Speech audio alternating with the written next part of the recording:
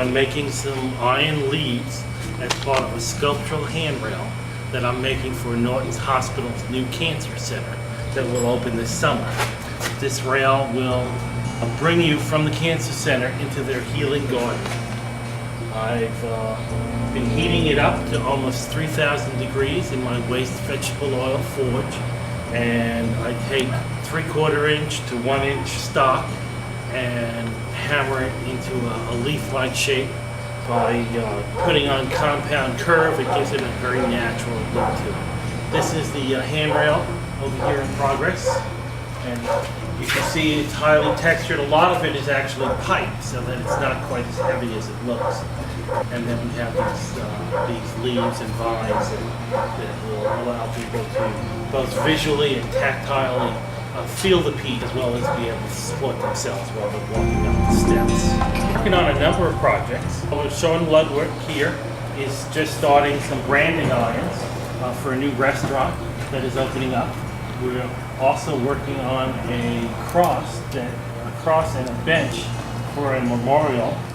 Maddie Daly is grinding the bench. It's a combination of polished concrete and wrought iron. This particular project with Norton's Hospital, I started talking to them last summer. The piece was designed by late September and contracted in the fall, but because it is part of a construction project, it has to be coordinated with a general contractor.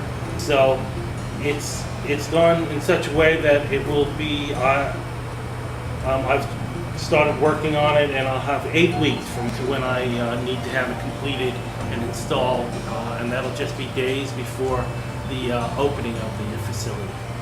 Well, most of my work is this architectural work, but I do a fair amount of candlesticks, purse hangers, little J-hooks, wine racks, and they can be found in galleries throughout the United States. I started as an apprentice to a sculptor while I was in high school. I had my first professional job as a village blacksmith in Hancock Shaker Village, 1976, while I was still in school, and I've been forging ahead ever since. I think what has benefited me the most was their education program. When I started and was a struggling artist trying to establish myself here in Kentucky, I found that the exposure that I got both through the craft fairs and but primarily their education programs that I went to. I brought successful artists who talked about product development and presentation, really helped me extend myself and pushed me to a more professional level. And it enabled me to take some risks and to get myself established. It's a great program. I think it's really good to have a resource like that. We compile the people in Kentucky who are doing architectural work on a fine crafts level, really quality work. And so to collect the people who are doing that kind of quality work and put them in a publication is a major benefit. That's true.